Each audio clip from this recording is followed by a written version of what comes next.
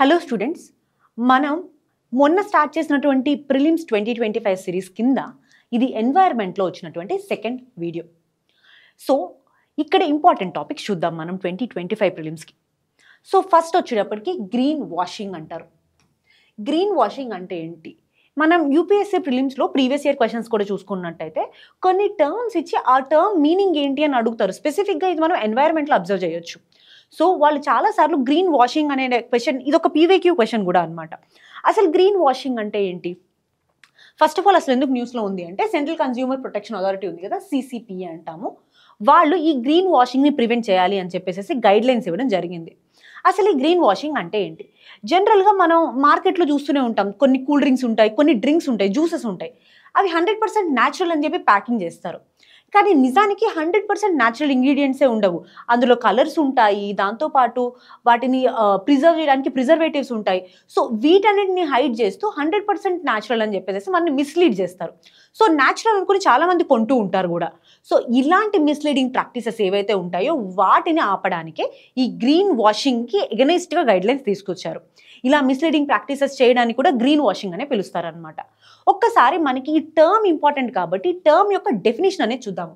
Green washing means any deceptive or misleading practice which includes concealing, omitting or hiding relevant information by exaggerating, making vague, false or unsubstantiated environmental claims.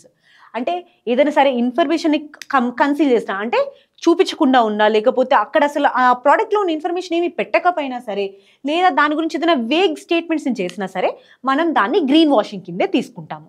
Okay, next వచ్చేటప్పటికి EnviStats India report అనమాట.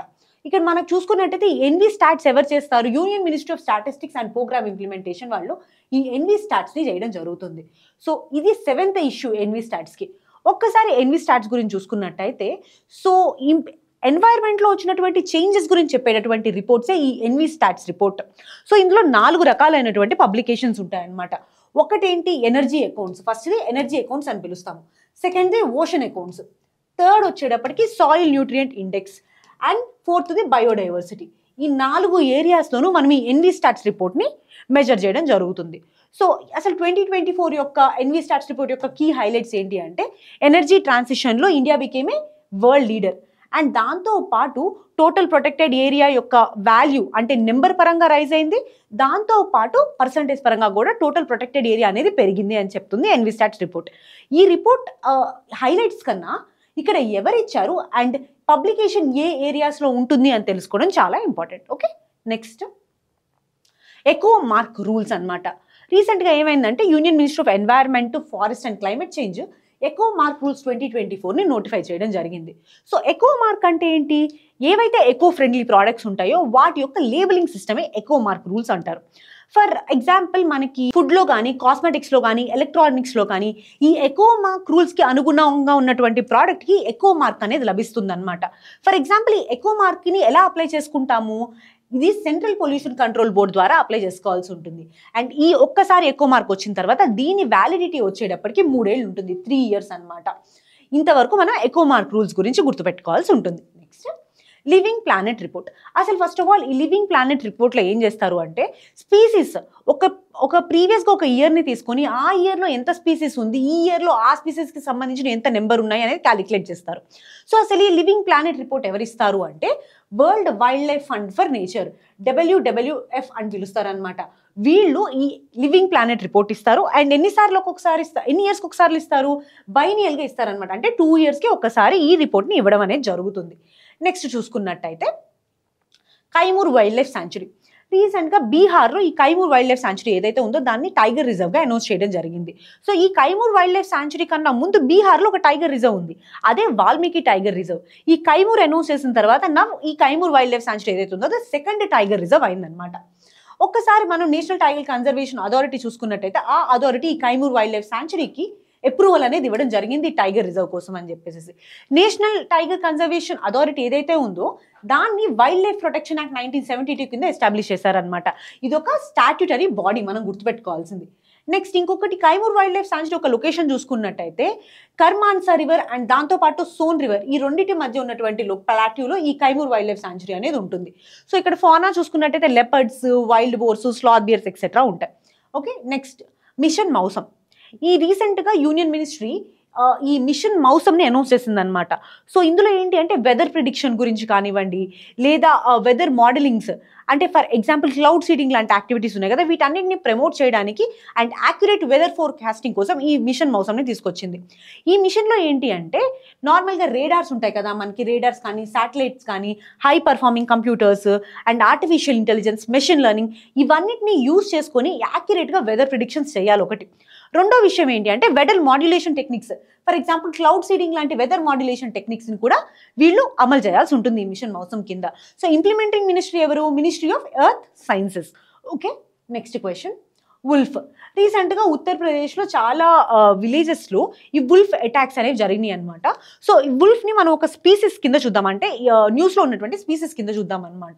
Wolves చూసుకున్నట్టయితే 2 రకాల wolf species మనకి ఇండియాలో కనిపిస్తాయి. ఒకటి grey wolf or Indian wolf అంటాము, రెండోది హిమాలయన్ ఆర్ టిబెటియన్ వుల్ఫ్ అంటాము. Grey wolf or Indian wolf వచ్చేటప్పటికి ఎరిడ్ సెమీ ఎరిడ్ ఏరియాస్లో ఉంటుంది. హిమాలయన్ వుల్ఫ్ వచ్చేటప్పటికి కొంచెం హిమాలయన్ రీజన్స్లో, అంటే జమ్మూ కాశ్మీర్, హిమాచల్ ప్రదేశ్, ఉత్తరాఖండ్ ఈ ఏరియాస్లో మనకి హిమాలయన్ వుల్ఫ్ అనేది ఎక్కువగా కనిపిస్తుంది అనమాట. సో ఒక్కసారి ఇండియన్ వుల్ఫ్ యొక్క కన్జర్వేషన్ స్టేటస్ చూసుకున్నట్టయితే IUCNలో least concern wildlife protection act schedule 1. అది హిమాలయన్ వుల్ఫ్ యొక్క కన్జర్వేషన్ తీసుకున్నట్టయితే వనరబుల్లో ఉంటుంది అండ్ IUCN షెడ్యూల్ 1లో ఉంటుంది. అండ్ ఇంకొకటి చూసుకున్నట్టయితే మనం గుర్తుపెట్టుకోవాల్సింది వుల్ఫ్స్ ఎప్పుడు ప్యాక్గా ఉంటాయి. అంటే ఫర్ ఎగ్జాంపుల్ 6 నుంచి 8 వరకు మెంబర్స్, అంటే ఇండివిజువల్స్ ఒక ప్యాక్లో ఉంటారనమాట. వుల్ఫ్ ప్యాక్ అని మనం చాలాసార్లు వినే ఉంటాం కదా, and they are monogamous in nature. Okay, next teal carbon. రీసెంట్గా కేలావ్దేవ్ నేషనల్ పార్క్లో ఈ టీల్ కార్బన్ గురించి ఒక స్టడీ చేయడం జరిగింది. ఇక్కడ కేలావ్దేవ్ నేషనల్ పార్క్ గురించి తెలుసుకోవాలి, టీల్ కార్బన్ గురించి తెలుసుకోవాలి. సో ఒక్కసారి కేలావ్దేవ్ నేషనల్ పార్క్ గురించి చూసుకున్నట్టయితే ఇది రాజస్థాన్లో ఉన్నటువంటి భరత్పూర్లో ఉందన్నమాట. అండ్ 1982లో యునెస్కో వరల్డ్ హెరిటేజ్ సైట్గా డిక్లేర్ చేసింది ఈ పార్క్ని. అండ్ దాంతోపాటు మాంటెక్స్ రికార్డులో కూడా ఈ పార్క్ ఉందన్నమాట. ఒక్కసారి టీల్ కార్బన్ గురించి చూసుకున్నట్టయితే కార్బన్ ఏ సోర్సెస్ నుంచి క్యాప్చర్ అవుతుందో దాన్ని బట్టి దాన్ని కార్బన్ యొక్క కలర్ అనేది డిసైడ్ చేస్తాం అనమాట. ఫర్ ఎగ్జాంపుల్ టీల్ కార్బన్ అంటే ఏంటి? వెట్లాండ్స్ నుంచి వచ్చేటటువంటి కార్బన్ ఏదైతే ఉంటుందో దాన్ని మనం టీల్ కార్బన్ అంటాం. ఫర్ ఎగ్జాంపుల్ రకరకాల కలర్స్ ఆఫ్ కార్బన్ చూద్దాము. గ్రీన్ కార్బన్ అంటే ఏంటి? ఎప్పుడైనా సరే కార్బన్ ప్లాంట్స్లో ఉంటుంది కదా, అంటే చెట్లు వీటిలో ఉండేటటువంటి కార్బన్ని మనం గ్రీన్ కార్బన్ అని పిలుస్తాము. నెక్స్ట్ మనం ఆల్రెడీ చెప్పుకున్నాం, వెట్లాండ్స్లో ఉండేటటువంటి కార్బన్ని మనం టీల్ కార్బన్ అని చెప్తాము. అదే ఒకవేళ ఓషన్స్లో ఉండేటటువంటి కార్బన్ ఏమని చెప్తాం మనం? బ్లూ కార్బన్ అని చెప్తాము. అండ్ అదే ఇండస్ట్రియల్ ఎమిషన్స్ నుంచి మనం ఎప్పుడైనా సరే కార్బన్ని క్యాప్చర్ చేస్తే దాన్ని ఏమంటాము? పర్పుల్ కార్బన్ అని చెప్తామన్నమాట. అట్లానే ఇంకా డిఫరెంట్ కైండ్స్ ఆఫ్ కార్బన్స్ కూడా ఉంటాయి. Black carbon, for example fossil fuels ఉంటాయి కదా, వాటిని బర్న్ చేసినప్పుడు వచ్చినటువంటి కార్బన్ని మనం బ్లాక్ కార్బన్గా చెప్తాం అనమాట. అండ్ ఇండస్ట్రియల్ ఎమిషన్స్ నుంచి కనుక మనం రిలీజ్ అయినటువంటి కార్బన్ తీసుకున్నట్టయితే దాన్ని గ్రే కార్బన్ అంటాము. ఇన్కంప్లీట్ కంబషన్ వల్ల కనుక కార్బన్ వచ్చినట్టయితే దాన్ని బ్రౌన్ కార్బన్ అంటాం అనమాట. డిఫరెంట్ కలర్స్ ఆఫ్ కార్బన్ అనేది మనకి ఉంటాయి. Okay, next state of rhino report 2024. First అసలు ఈ రిపోర్ట్ ఎవరిస్తారు? స్టేట్ ఆఫ్ రైనో రిపోర్ట్ అనేది ఇంటర్నేషనల్ రైనో ఫౌండేషన్ వాళ్ళు ఈ స్టేట్ ఆఫ్ రైనో రిపోర్ట్ని ఇవ్వడం జరుగుతుంది అనమాట. సో బేసిక్గా మనం రైనోస్ చూసుకున్నట్లయితే 2 డిస్టింక్ట్ కేటగిరీస్లో ఉంటాయి. ఒకటి ఆఫ్రికన్ రైనోస్ అంటాము, రెండోది ఏషియన్ రైనోస్ అంటాం అనమాట. ఆఫ్రికన్ రైనోస్లో 2 రైనోస్ ఉంటాయి, వైట్ రైనో అంటారు, ఇంకోటి బ్లాక్ రైనో అంటారు. అట్లానే మనం ఏషియన్ రైనోస్లో చూసుకున్నట్టయితే 3 rhinos, Indian rhino, Sumatran rhino and Javan rhino అని అంటారనమాట. ఒక్కసారి African rhinos and Indian rhino, Asian rhinos కనుక డిఫరెన్స్ చూసుకున్నట్టయితే ఆఫ్రికన్ రైనోస్ యొక్క సైజ్ అనేది పెద్దదిగా ఉంటుంది ఈ ఏషియన్ రైనోస్తో కంపేర్ చేసుకున్నప్పుడు. Coming to this Asian rhinos, ఉన్నటువంటి 3 ఏషియన్ రైనోస్ అంటే ఇండియన్ రైనో కానివ్వండి, సుమత్రన్ కానివ్వండి, జావన్ రైనోస్ కానివ్వండి, ఈ మూడిట్లోనూ ఇండియన్ రైనో లార్జెస్ట్గా ఉంటుంది అనమాట. అండ్ ఇంకా మనం చూసుకున్నట్టయితే ఇండియన్ రైనో యొక్క స్టేటస్ వచ్చేటప్పటికి వనరబుల్గా ఉంది. Sumatran rhino and Javan rhino ఈ 2 క్రిటికల్లీ ఎండేంజర్డ్ స్టేటస్లో ఉన్నాయి. Okay, next waggle dance. ఇది ప్రీవియస్ ఇయర్ క్వశ్చన్, ఇది బాగా గుర్తుపెట్టుకోవాల్సింది కూడా. మనం చూసుకున్నట్టయితే హనీ బీస్, ఫర్ ఎగ్జాంపుల్ ఈ హనీ బీస్ వాటిలో ఏదైనా సరే ఇన్ఫర్మేషన్ కమ్యూనికేట్ చేయాలనుకోండి, ఫుడ్ సోర్సెస్ గురించి కానివ్వండి, పాలెన్ గురించి కానీ, ఈ కమ్యూనికేషన్ ఎలా చేస్తాయి? వాళ్ళకు ఒక బిహేవియర్ అనేది ఉంటుంది అనమాట, బిహేవియర్ ప్యాటర్న్ ఉంటుంది ప్రతిదానికి. సో ఈ హనీ బీకి ఉన్నటువంటి బిహేవియర్ ప్యాటర్నే వాగిల్ డాన్స్ అని పిలుస్తారనమాట. ఈ వాగిల్ డాన్స్ అనేది 8 షేప్లో ఉంటుంది. అండ్ వాగిల్ డాన్స్ ఒకటే కాదు, సర్క్యులర్ డాన్స్ అని కూడా ఉంటుంది. సో ఈ 2 ప్యాటర్న్స్ని మనం ఎక్కడ చూస్తాము? హనీ బీస్లో చూస్తాము కమ్యూనికేషన్ కోసం అని చెప్పేసి. అండ్ ఇంకో విషయం మనం గుర్తుపెట్టుకోవాల్సిందంటే honey bees are the only insect that produces food for humans. హ్యూమన్స్కి ఫుడ్ ప్రొడ్యూస్ చేసేటటువంటి ఓన్లీ ఇన్సెక్ట్ ఏంటి? Honey bee. ఓకే, నెక్స్ట్ ఇది బ్లాస్ట్ వాటర్ మేనేజ్మెంట్ కన్వెన్షన్. ఇక్కడ మనం ఈ కన్వెన్షన్ గురించి తెలుసుకోవాలి. ఫస్ట్ బ్లాస్ట్ వాటర్ అంటే ఏంటి అనేది తెలుసుకోవాలన్నమాట. ఇప్పుడు షిప్స్ని ఒక కంట్రీ నుంచి ఇంకో కంట్రీకి మూవ్ చేస్తాం కదా. సో ఫర్ ఎగ్జాంపుల్ ఒక షిప్ని యూఎస్లో నుంచి లోడ్ చేసి ఇండియాకి పంపిస్తున్నామే అనుకోండి. సో బ్లాస్ట్ వాటర్ ఏంటి అంటే షిప్ కింద భాగంలో కొంత వాటర్ అనేది స్టోర్ అయి ఉంటుంది అనమాట.